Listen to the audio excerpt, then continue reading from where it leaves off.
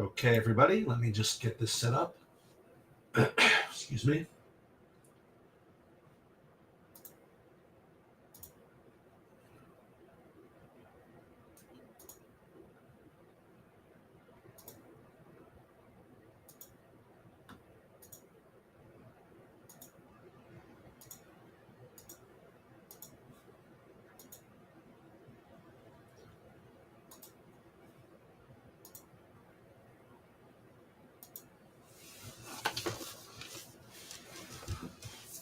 Okay, everybody. Happy New Year. Um, Hope you guys all had a good New Year's Eve, however you celebrated. Today, we're going to be going over the NBA slate for this evening. We're going to do an early look, and fortunately, I don't have to work today. I worked actually a little bit earlier, so I do have some time to spend on this. So we'll go through the sheets. We'll go through the lineup builds. We'll do a couple of Saber sim builds. We'll do some contest sims. Maybe we'll do some FanDuel as well. And then if we have some time, I'll screw around with that NBA showdown slate that's at 3:30 today. That Nick game, just to show how to build showdown lineups and things like that using SaberSim. I didn't update sheets specifically for that game, but be something interesting to do. I guess I'm going to watch some of the college football today. I'm just not as into it as I used to be, but I think my son's going to be around, so it's a good thing to do together. And I'm going to be back at about 6:30 this evening. I'm going to go live for Live Before Lock, where we go through all the late changes and things like that. Okay, so let's I'm going to share my screen here. This is the DraftKings thing. So what we're going to go back and forth with is the DraftKings lineup builder, I guess. We're going to go through my sheets for both, hopefully for both DK and FanDuel, and then we're going to have SaberSim kind of help us build some lineups, put our contest sim data in, and again, just continue to work on process and things like that.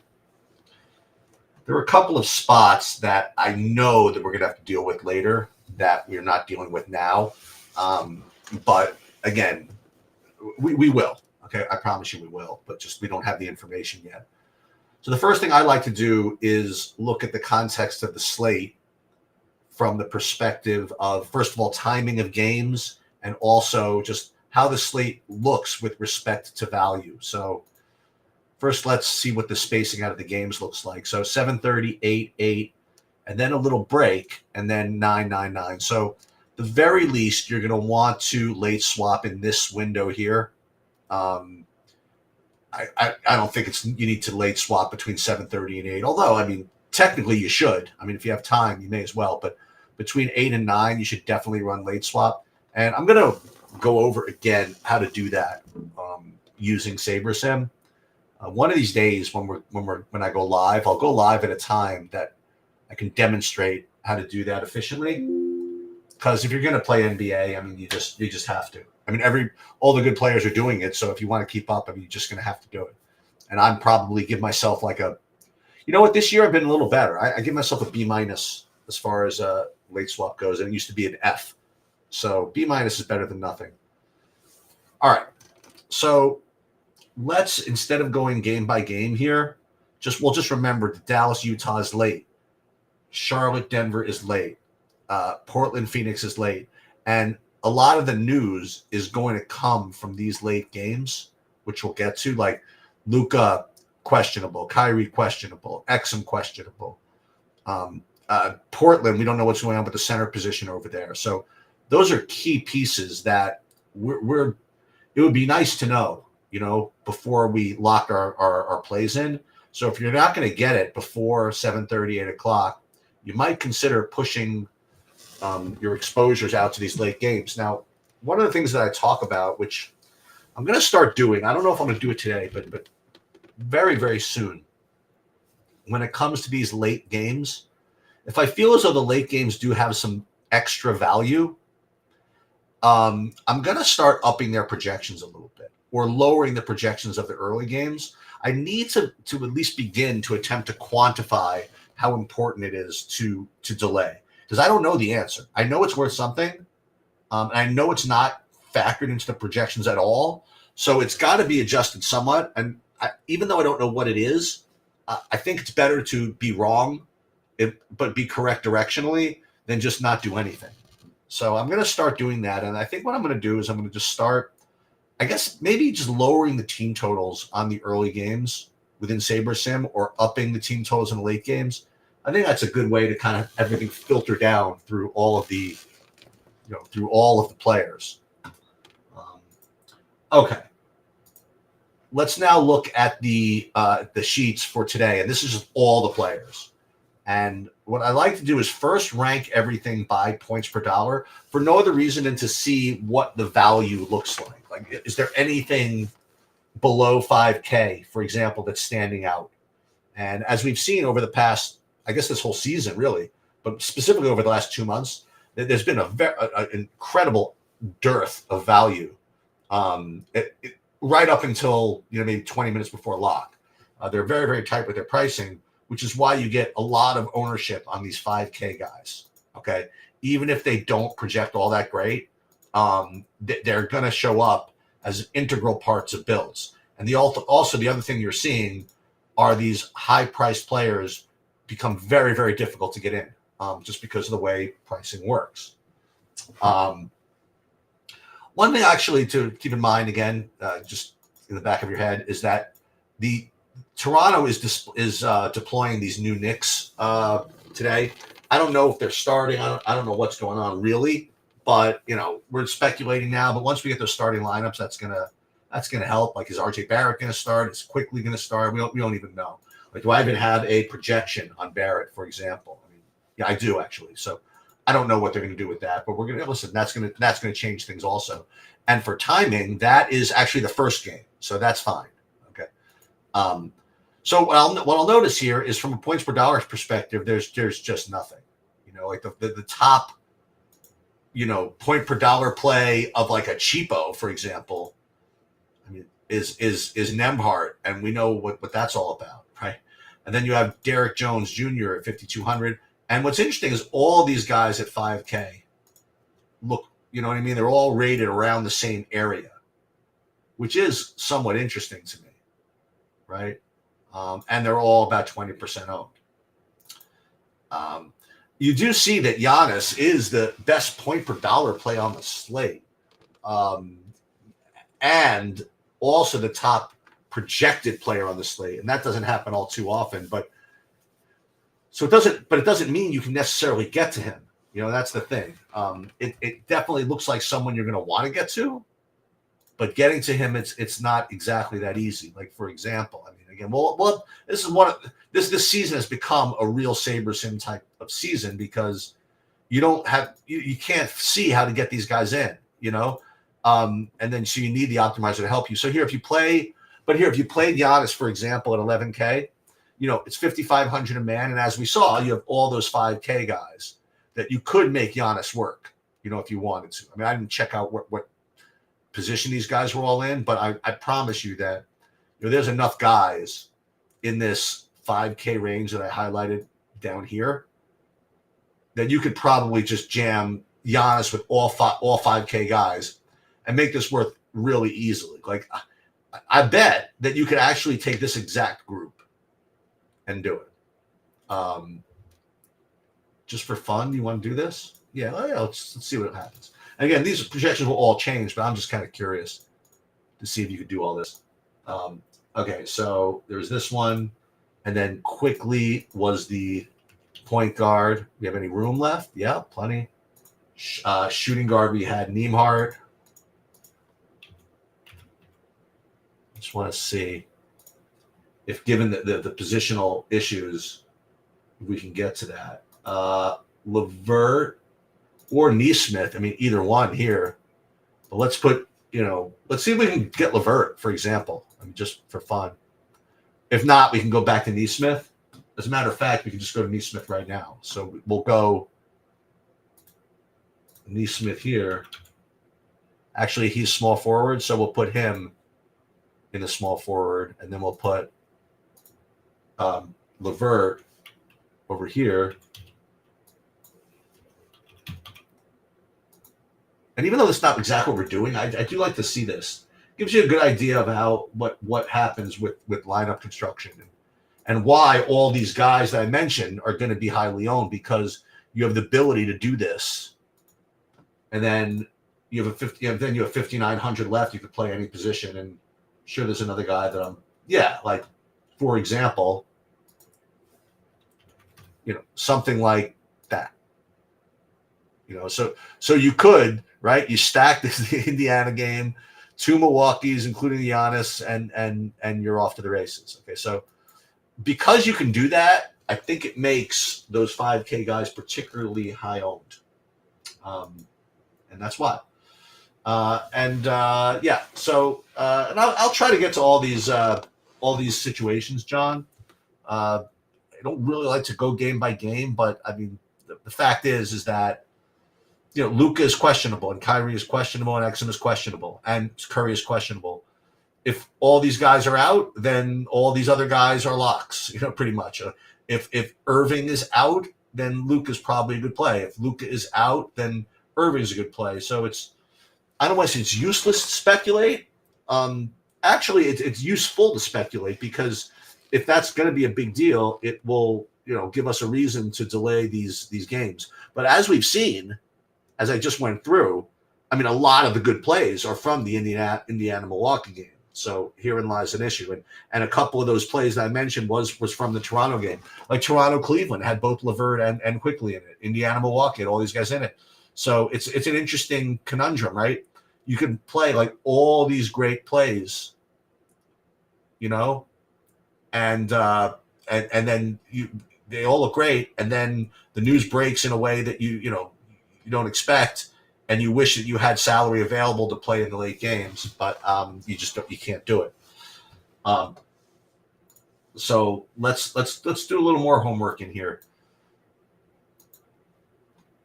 So what else looks good? So you have Van Vliet at 8,200 and Beal at 6,100. So this is probably a guy I should have highlighted. He rates to be a really strong point per dollar play, and look, ownership is following. So this is a guy that, I don't know about this at 40%, but he does have the added benefit of being in this late game. And the reason why I mention this game being kind of important is because, like, right now, my projections aren't really giving much of anything from the Portland center, but you have to believe that these guys are going to look good. So, like, you have DeAndre Ayton is out. You have Duop Reith is doubtful. So you have these two centers, Moses Brown and Ibaji. They're both really cheap for the center position. They're not projecting well at all, because I think that, I don't know why, I think that they just haven't gotten their shit together yet. But not only that, but we don't even know who's starting. The other thing that is, I guess, important is that it's really been Jabari Walker who's kind of played like that 4/5 and getting those active minutes. But I don't think that you can ignore the possibility that one of these Portland centers becomes a really, really good play. I think that both of these guys can put up like big fantasy points per minute. And who's to say, what Portland actually does? They're going to be a big underdog. They have no, they're going to have no Anthony Simons, right? For openers, they're going to be like probably a 13, 14 point underdog or something. So what do they care? They could do whatever, So don't presume that just because Jabari Walker got 30 minutes 2 days in a row, and that say Moses Brown got 4 minutes in the last game, he's got a couple of 14 minutes here, but who's to say that they can't try to play him 20 minutes, and Ibu Abaji, just because he's only played 14 and 10. I mean, first of all, in this game, he played 14 minutes and was able to rack up 24 freaking fantasy points in 14 minutes because of all these rebounds. So don't be so sure that it's just going to be the Jabari Walker show.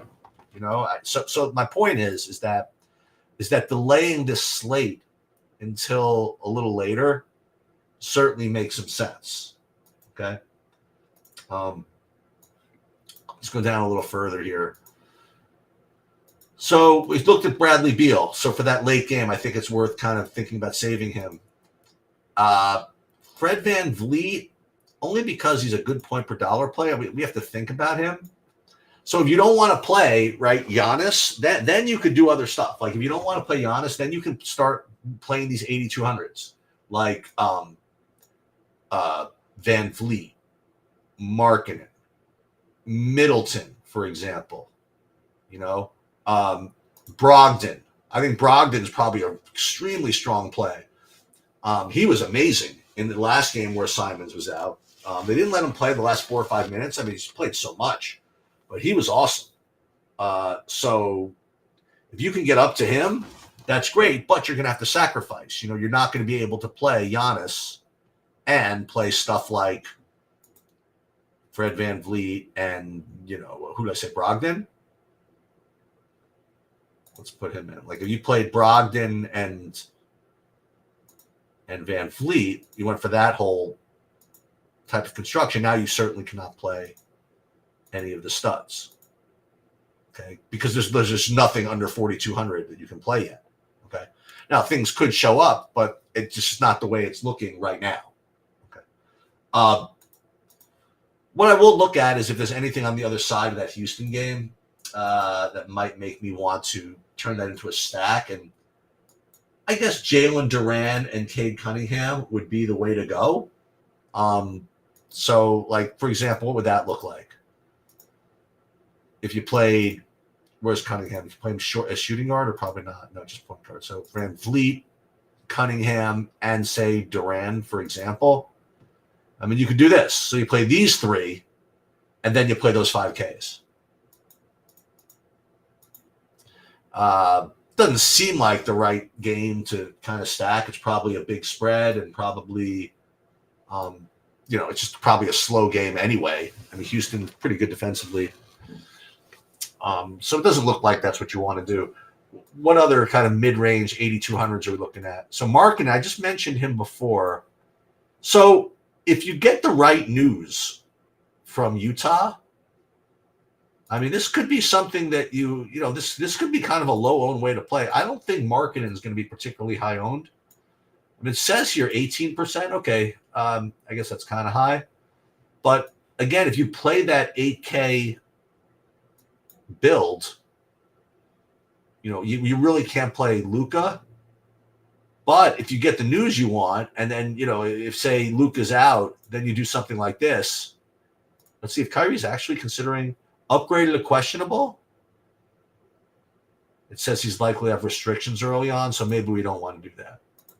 Again, these are things that we want to, you have to monitor. But you could play Dallas guys. If you end up playing Dallas guys, let's just say Luka's in, for example. This is hard at 5K a man. You can do it at 5,400 a man pretty easily, but 5K a man is tough.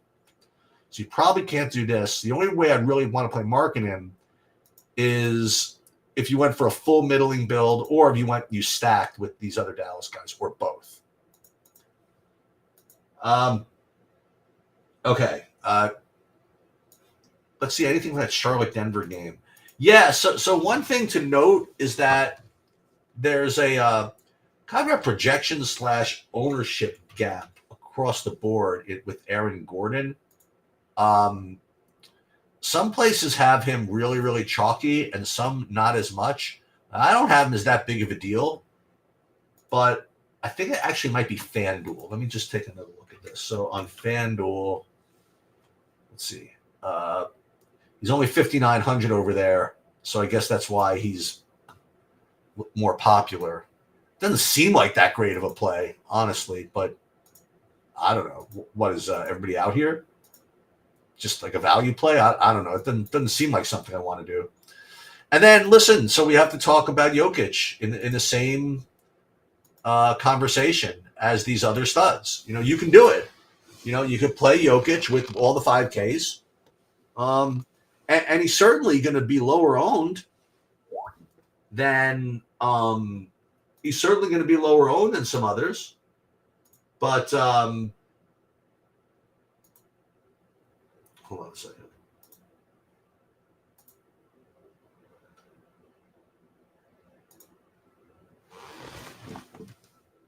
One sec. Something just happened.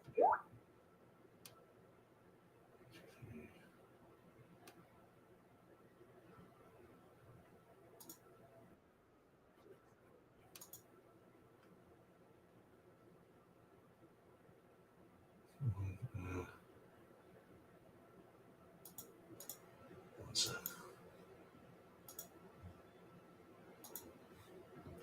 Okay. So Jokic, as I was saying, just kind of is very, very similar to these other studs. You could play him with these other all the 5Ks. And checking ownership here for a minute, I think it's got to be much lower owned. Where is Jokic even? Yeah, 8% to 29. And he projects 5 points lower, but I mean, I guess because that team total in Indiana, Milwaukee is like freaking 260 or whatever it is. But I don't know, man. This could be if people are going to really do this and play Giannis with these 5Ks, I think this could be an interesting pivot. Just to go play Jokic. Play the same guys on the Indiana side, because I know people are going to say, listen, I'll play the Indiana guys, but, and then I'll run it back with Giannis or vice versa, whatever. But who's to say that the Indiana guys don't get there and Giannis just has kind of a middling game and Jokic goes off? I think that's pretty interesting, actually. And that's never showing up on a SaberSim build. It's kind of a weird, kind of like hand-built way to get different. Seems to make some sense. And we also didn't speak about Halliburton from that same game. Like if you played, see, you can't play Giannis with Halliburton for the reasons we just mentioned, but you could play Halliburton. Oh boy, that's tough though, because it's hard for him to get there with these other Indiana values. You'd have to make these other values work. That's why he's going to be low owned. But this is when you end up playing like Aaron Gordon and well, definitely guys like like Bradley Beal, maybe just guys that don't steal points away from Halliburton. Like those Indiana guys. I mean, you could certainly play, Portis if you want to play Halliburton, and then you could also certainly play. Who's the other guy I mentioned? Like Quickly. He's 5K. That's pretty good. So you can do this if you want. This is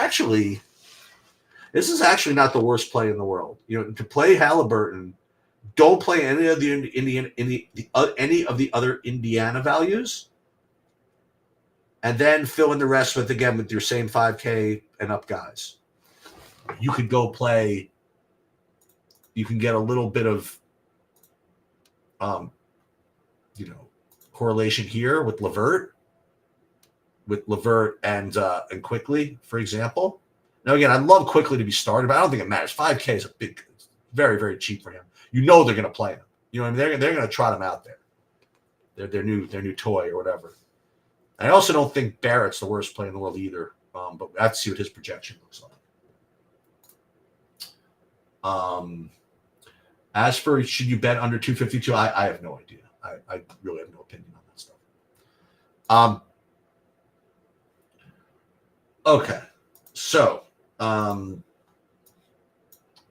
any other guys that we need to talk about before we start running builds? So, Scotty Barnes, these guys fit into that price range, which is just tough. Like 9K, 8,800 is rough. You could play these 82s, but playing these guys is very difficult, which is why they're going to be really low owned. See Mitchell, 77% owned, Barnes, 11% owned. What do you see? Jared Allen. Yeah, I mean, he has been killing it, and far be it from me to tell you to not be overweight on him. He doesn't project all that great, but what the hell do I know? I mean, these are just medium projections anyway. And he is 6% owned, so it's not going to require you to get that different to get overweight on him. So far be it from me to tell you to not play him. Really, I'm just not going to get to him. But listen, All you. No arguments. Guy has been totally printing, and it's hard for me to disagree with that. But let's see. Let's do this. Let's run a couple of SaberSim builds and see what we come up with. And again, like all of this is it's sort of ridiculous because so much of it is going to depend on what happens with this Dallas news. But again, just to kind of show you how to do all this, if you haven't yet, we uploaded the projections. I uploaded them straight from my file, but if you're on TrueDFS through SaberSim or whatever, this will automatically show up. I have the ownership, I have whatever, and we'll build 50 lineups because I'm playing 50 in the fadeaway. I've been playing these satellites. I want a seat to the 22-22 football tournament, playing an NBA satellite, which is another story. And it turns out that was filled, so they credited me. And then I played another satellite last night. I won a seat to the 4444. It was awesome. I mean, some 4444. I don't even know what that is, like an NFL tournament or something like that. I never play anything that big. So I won a satellite for that. I guess what I've been doing is just been using my highest projected lineups and throwing them into satellites. And so far, so good, man. I mean, I'm gonna keep doing that. I mean, who needs to pay up for those big fields when those big buy-ins when you can win satellites? Anyway, all right, okay. So here's what we're looking at now. What we're looking at is the build that's just based on SaberScore, which is SaberSim running the stuff with my projections, my ownerships, and just kind of sorting by this SaberScore. It's a large slate based on 10K to 50K entrants, and it's ranking them in this way. Now, when you do this, you'd be getting 100% Giannis. As I mentioned, you know what I mean? Like, it's so easy to get to these 5K, to get to him using these 5K guys. Now, it's interesting. It actually dipped a little bit lower below like Jabari Walker. Like SaberSim is picking up some of these Cody Martins and Benedict Matherins and Kevin Knox, who might be starting again for Houston, to get there. And that certainly makes a lot of sense. Malik Beasley, I didn't even find him. So that's one of the reasons why you use SaberSim to kind of help figure out, which projected guys that may not be on their own so well projected, but because of the nature of the slate, it's important to kind of get them in. And so right now we'd be getting a little bit 100% Giannis. And because of that, I imagine that he is going to be very, very highly owned. Maybe 40%, maybe more. Now I'm getting also all this Fred VanVleet. And again, listen, the matchup's good. He projects well. And again, as I mentioned, you could do it. I wonder how many of these lineups would have both Giannis and VanVleet. Now, fortunately, you could, I don't want to lock this. You could click plus here and then plus here. And you could see actually 31 of well, not of the 50. Yeah, it looks like 31 of those lineups actually have both Giannis and VanVleet. That's really, really surprising to me. Well, I guess that's why. I mean, you went to Cody Martin and Benedict Mathurin and Kevin Knox. You can make it work. Okay. All right. Next thing I want to do is I want to do contest sims. So the first thing I want to do is I want to upload these into my contest. So I already downloaded some dummy lineups. So then I could upload these like here. And what we're going to do is I'm just going to save all these like this, just so I have something. And then what I want to do is do a right-click Add Contest Sim. So now it's saving the data for the fadeaway. And I don't think it could do it for and this is for the swish. That's the 777. And we'll do this for the mid-range jumper, single entry. That's the payout structure. We'll do it for this one as well. And I don't think he could do it for the satellite. I could try, but no, it doesn't even happen. So what we're going to do now is we're going to run contest sims for all these things. Fadeaway, swish, mid-range jumper, and showtime. And again, for those of you that are here for the first time, what we're doing now, we built 5,000 lineups. We're listing the top 50. So it was currently listing the top 50 by Sabre score. And what we're going to do is run these simulations of the contest, basically showing who everybody else is rating to play. And then we're going to re-rank these lineups based on what their expected risk-adjusted ROI is in those particular contests. Now, again, I would say my usual disclaimers here. This whole construct is very new. This is not perfect. So this is not, guaranteed to even be accurate. But, all the sites are working on it, and everybody's trying to improve. So SaberSim this is their attempt at it. So, okay, so we ran the contest settings, and we'll start with fadeaway, and we'll click on risk-adjusted ROI. And now it's re-rating everybody. It's re-ranking these based on the actual contests. And what you'll find, which is interesting right off the bat, is that now we're not getting 100% Giannis anymore. Now we'd be getting, like 100% Beal.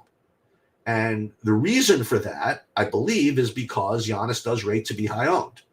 And he rates to be high owned by the field. We just saw when we rated everything by SaberSim that we'd be getting 100% Giannis. So if that's the case, then by definition, right, then a lot of other people are going to be getting a lot of Giannis. So what we should be doing is fading him a little bit. So we're going to be fading this down to 60%. This is a pretty rare example, actually, of the NBA making this work, because NBA is usually the contest sim runs are usually very similar to the regular Sabre score runs. All right, one other thing I'll do is I'll click on min uniques more than one. All right, let's do min uniques 3. Let's put that in. And again, what this is doing, it's making sure we don't have the top 50 lineups anymore, but it's giving us a little more, like a few more outs. And I find that that's kind of important. Now, the only thing you're getting here, you have to be comfortable with Andrew Nembhard, but this is not about being comfortable. This is just about running good lineups. You could always, listen, if you don't like them, take them out, whatever. But this is what, according to the numbers, you'd be getting. So let's put those lineups in my fadeaway. And now we're going to go to the swish. It should be right here. Run this one by risk-adjusted ROI. We'll put this one in here. And then what we'll do is for these mid-range ones, we're going to cheat a little bit. We're going to go and use the single entry. But then what we're going to do is we're going to put them – I don't want the same lineup in all three. So we're going to do single entry, mid-range jumper, and the splash. And we're just going to rate these lineups and just enter the top 3 there. And then what we're going to do is we're going to re-rate these by projection. Where's projected score? And we're going to put the top projected score ones into these satellites. And we're not going to put the same one in each one. We're going to spread it out a little bit. Actually, I'm only in the one satellite. Okay. So we're just going to put our top projected lineup into this one. Download these. And we're going to go back into the edit entries file.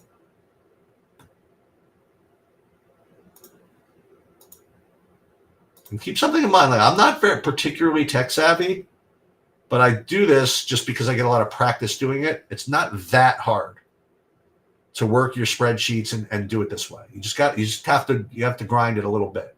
You have to just practice, and you have to practice doing it quickly. Hey, look at that! Look what I did. I made a joke.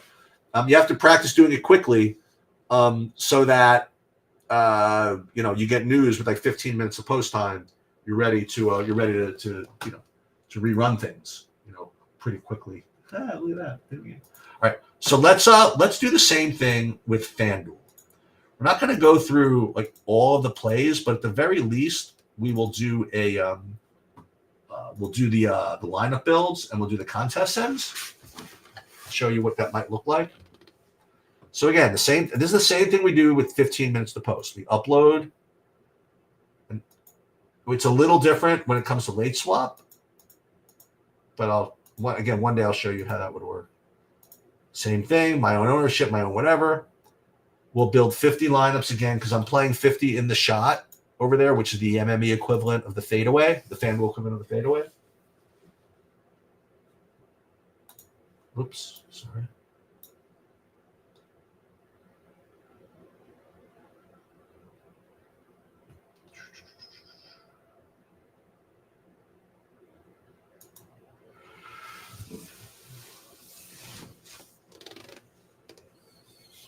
I wonder if we get all this Aaron Gordon I've been hearing so much about as a FanDuel play.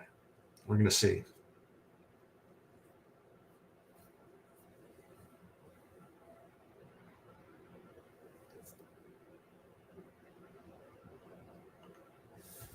All right. And again, we're first going to rate him by Sabre score. And we'd be getting... No, we're still not getting any of this Aaron Gordon business. Not too much, actually.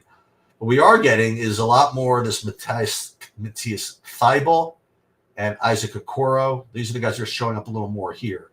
But it's still a lot of Van Vliet, 100%, and 94% Giannis. But let's do the same thing. Let's upload the entries file. We have it somewhere. FanDuel, NBA. Yeah, I'll put this over here. We'll save these. And let's do the same thing. Add contest sim. This is the NBA shot. This is the slam, which is, again, the kind of like the hybrid lottery or big buy-in sort of. And this is the monster. So we're going to save all these. And once again, we are going to run the contest sim. See what we get. And just so you guys know, after we do this, we're gonna mess around with the showdown slate and show you how I'm doing that. Again, that's I think 3:00 or 3:30, something like that. The new look Knicks. We shall see. Hold on.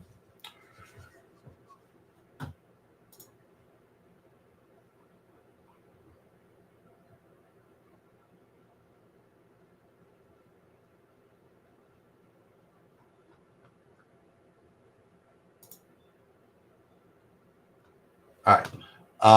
Okay, so this has been run.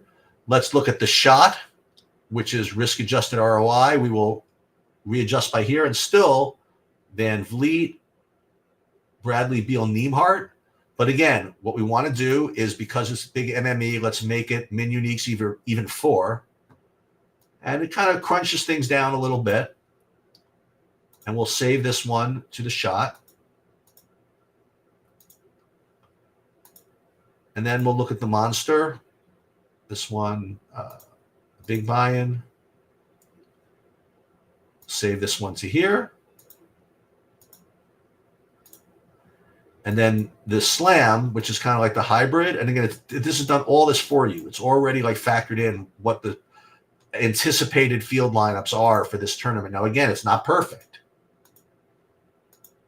And we're going to, by unique rank, so 5 unique lineups in there. And then we will save this.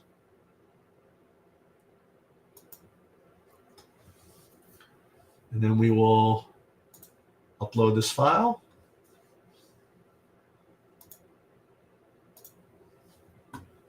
And FanDuel should be, and again, this is really early, obviously. All right, so let's now go ahead and look at the showdown slate for tonight, for today. This afternoon, if anybody's interested. 3 p.m. Minnesota versus New York Knicks.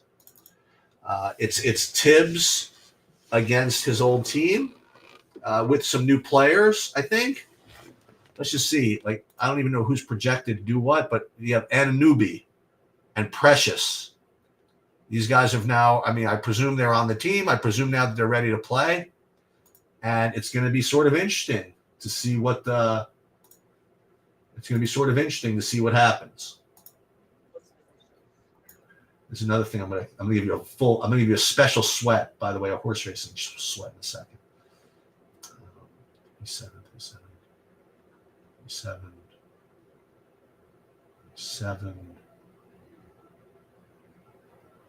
6, 7. Okay. We're going to show that in a minute. But anyway, let's take a look. We're going to just go with the SaberSim projections. And I'm going to show you the different things that I'll do to try to deal with this. So first, we're just going to start by just running it. All right. And I'm playing 30 lineups in this thing. I'm playing the lottery, and I'm going to play the big buy. So we're just going to start by running 30 lineups just completely as is, with the SaberSim projections, the SaberSim ownerships. Once again, for NBA Showdown, while it's more important than other sports, projections are not that big of a deal, because I mean, you really want to just like manage your lineup construction, your range of outcomes, and see how unique you want to get. But yes, I mean, NBA is certainly more projectable than the other sports, so we got to start with the projections. But whether I'm using the SaberSim projections or my own, I don't think it's that big of a deal.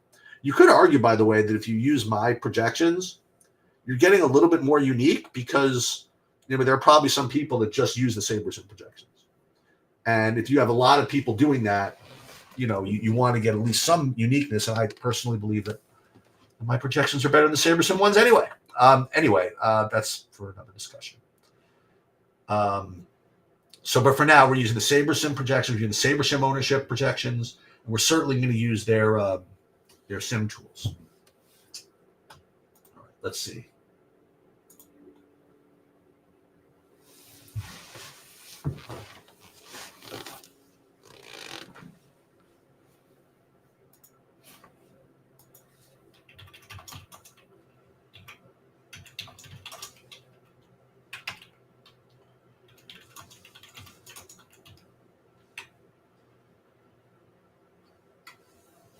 Okay, one sec. All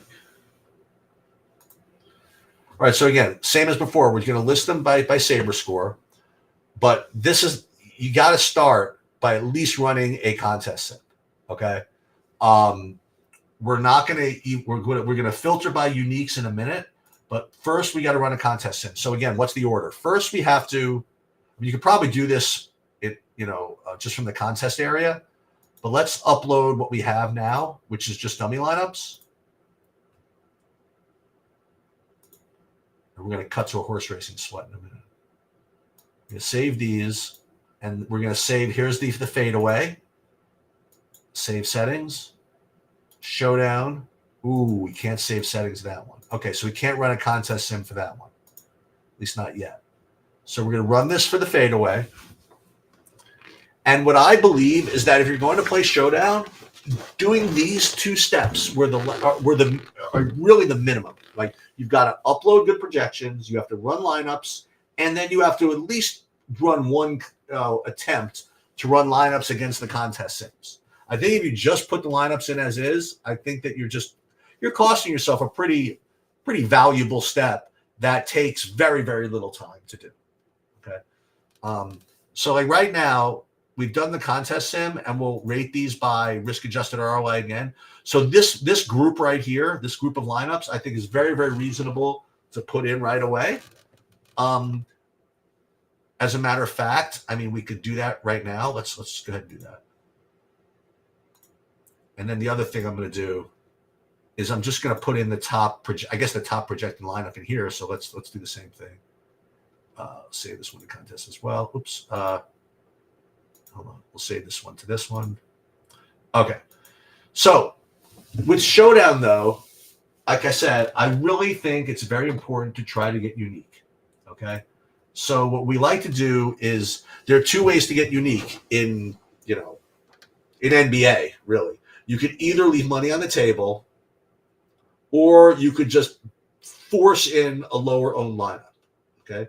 Now remember, when you do that, you are not by definition, because sometimes it's the same, but you're usually moving away from your top lineups. Okay, hold on. First of all, we have to, again, you're here, whatever. So I have to show you this. So we have a horse racing sweat, which I want to go through, and then we'll come back to the NBA.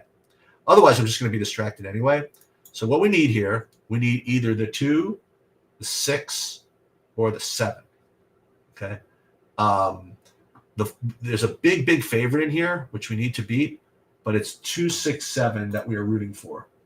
So let's you'll sweat this with me, And then we will actually sorry, 367. Sorry about that. So Mary Catherine sitting there right there in a really, really good trip.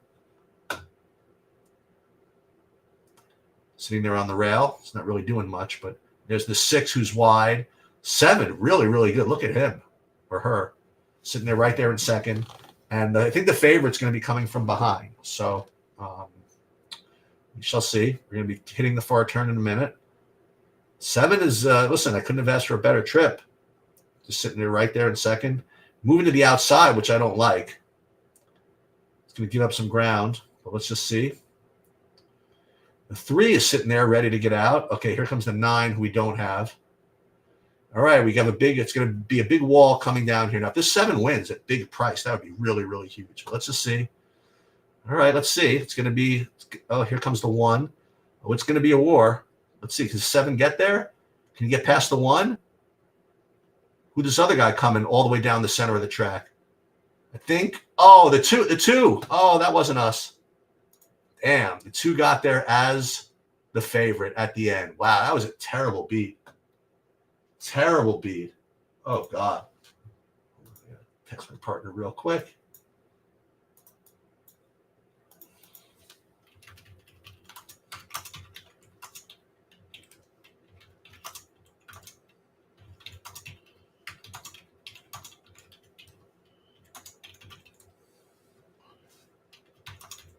Okay. Yeah, that's your bonus sweat. All right, so how do we figure out how unique to get, and what do we do about that? Well, let's go back to the to this contest sim right here, and let's see how many people there are in it. So there's 3,137 people. So what we're going to pull up, and for those of you that, a lot of you have seen this before, this is our geo-mean calculator. So we're going to try to figure out how low ownership we need. I don't, to leave money on the table, I'm just guessing.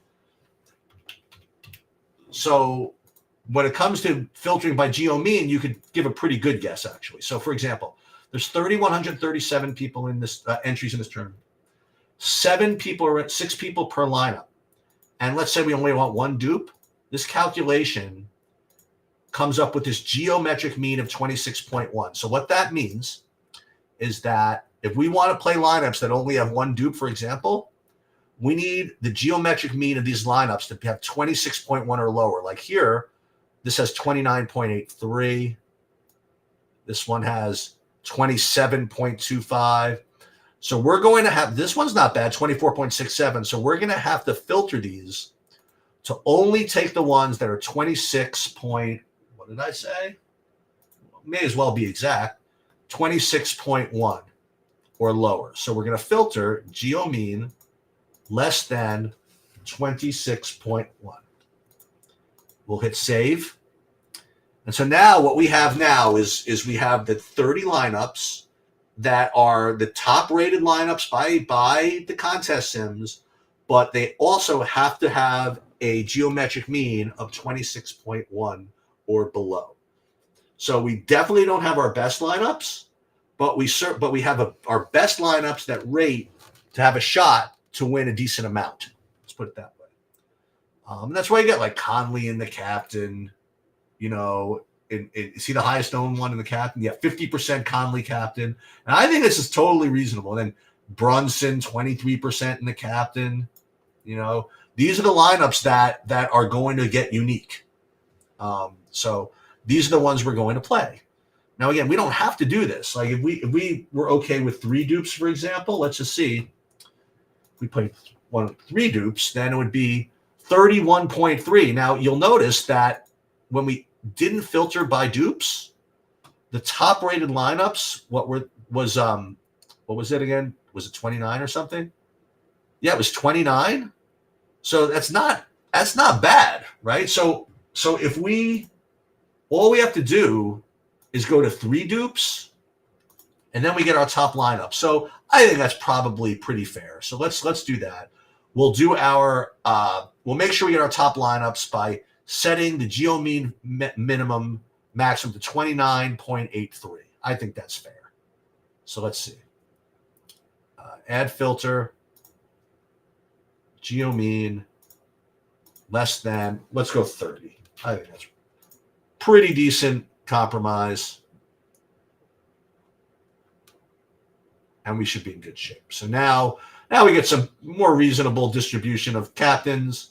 And maybe you don't have a single and, all 0 dupes, but I think this is not bad. So we will put these into the showdown. Boom. And then for the other one, we'll just put our, we may as well just put our top lineup in here. So we'll put this one in here. Probably going to be unique enough anyway. Down we go.